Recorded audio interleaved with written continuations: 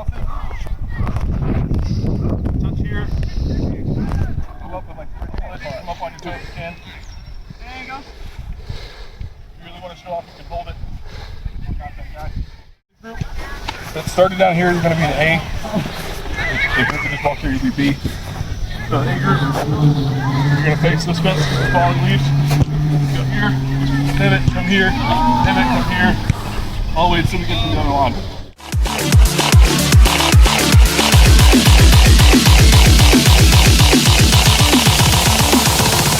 Jack Sparrow.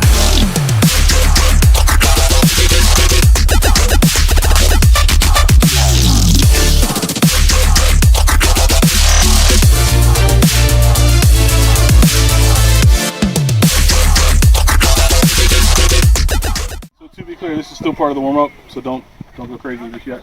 So this game is called Boot. I don't know if anybody's played it or not yet, but I'll explain it really quickly. Stall can be from anywhere. Starts at 1, goes to 10, just like regular ultimate. The way you score in this game is there's this cone here, and that cone on that far side. You just have to hit the cone with the disc. Can I borrow that? Let's pretend that my friend here is a cone. It's his birthday tomorrow, so talk about trolling. Here it is. Throw that to me one more time. We're on the same team. If you throw it to me here, I can hit the cone like that. My team scores. We got 1 point. However, throw it to me again. I hit the cone. This is still in my hand. I scored. I still got possession. Thank you. Right? So it's like a continuous game. Stall can be from anywhere. Starts at 1, goes to 10. To score, if my team scores on this cone here, the only way we can score back on this cone is like half-court basketball.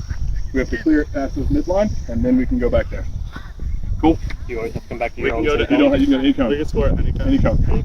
Every piece Once you cross the line, you can go to any side. Yeah. The second time we played, there's a whole lot more talk. Yeah. Made defense a whole lot easier, right? Yeah. Made offense a whole lot easier. Dwight, I think y'all had just scored your second one, and you were trying to score a third over here, but like y'all kept it over here for like 3 minutes, and then eventually turned it. Where is that like likely to happen in an ultimate game? The 4 sideline. Yeah. Just move it side to side. This is kind of the same thing. Like it feels like you're attacking a different space, but you can also score there. So I think Dark, y'all started to do that. I want to say you had the outlet pass. You didn't keep it here as nearly as long as White did, but you looked for the outlet to go attack on that way. So there's always space to attack on ultimate field. You just got to find it. The more you try to cram it, the easier it is for you. So now we'll jump into like the real stuff.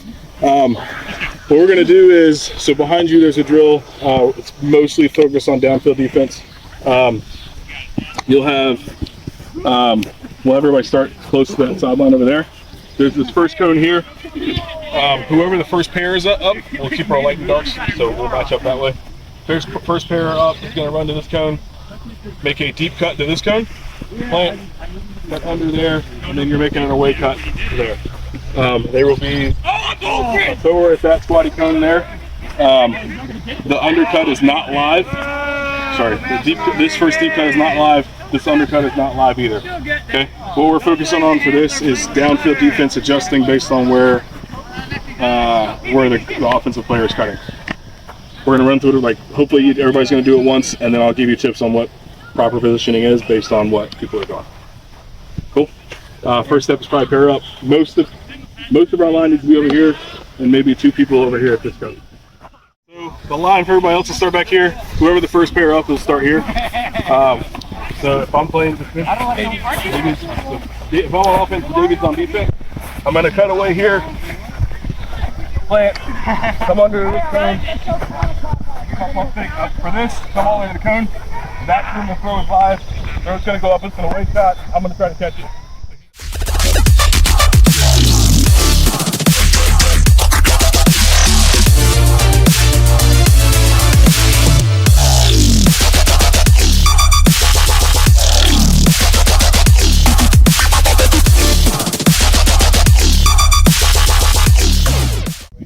You're good. Okay. So the mark over there is clicked. So if I'm playing downfield defense over here, what side of my offensive player should I be on? This side. Right? So there, my mark is taking away everything over here. If I also stand on that side of my guy, what am I taking away as a downfield defender? Nothing. Nothing. All right, so a lot of people have started with good downfield positioning and probably keep it for this cut and then lose it here. Or they'll lose it after that play and then rotate to this side, giving the offensive player that inside lane. Okay, so the frisbee field is huge. That's the reason we have a mark in downfield defense do the opposite, to try to take away as much as we can. So downfield D, focus on, if I'm playing defense here, I'm focused on staying on this side of him every time he cuts. I've got this side sealed. If he throws that disc, it's got to go, somehow it's got to go across my face in order to get to him. If I own that cut, I rotate here. Is that throw easier for you? Yeah. I'm not an obstacle. Unless that throw's bad, I have no chance. Cool? So make yourself an obstacle and keep that downfield positioning. The other thing is defense is starting to cheat. So offense, every cut is live.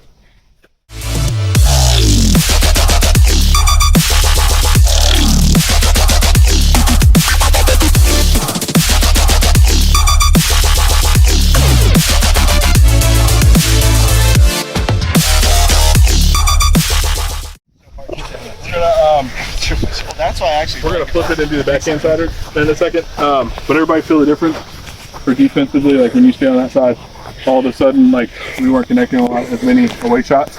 Yeah. Defense was getting exposed when they didn't finish or follow through all the way on the cut. Right. So let's flip that. Obviously, we're flipping the drill, but like let's do everything right now on the backhand side. Cool. Grab art if you need it. I'll flip the drill. Go.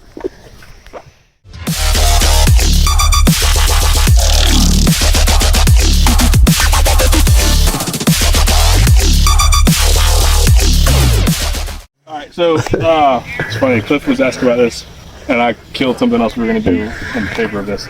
I don't have a really good name for it. I call it cam drill, because there's a guy I played in college with that would make people look really silly in this exact scenario all the time. So I just named the drill after him. So we're going to have, there's two sets of the same thing. There's a cone back there, and there's this cone here. Same thing over there. Our lines will be on the outside cones. The offensive cutter will drive into the field, and they have to get past this cone before they start their cut. There'll be a thrower in the middle of the field, whatever the offensive player wants, the thrower will throw. So what this is going to do, a couple different things. Obviously, we're talking about defensive positioning, but the flip side of that for offense, I think I heard Cliff talking about offense earlier about not looking at your feet or your defender's feet. I don't remember how you said it. But this is more offensively focused. Like your route's not dictated. You can do whatever you want. Defense, it's exactly the same stuff we just talked about. If you do those things well, you shouldn't get beat too badly in this. All right. Hey, so a couple things that I'm seeing. Cutters, when you're decisive, you're getting open. Everybody feel that?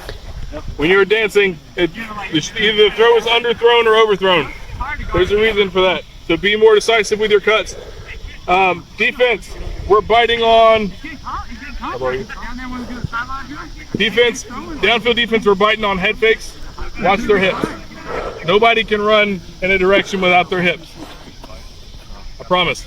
Does not work. So if I'm reading him as a defender, turn your hips whatever way. Okay?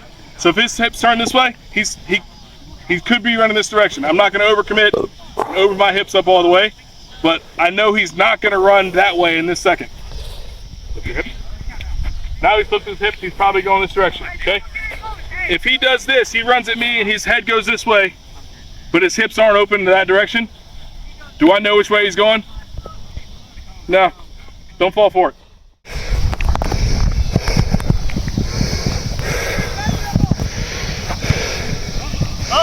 Good throw. I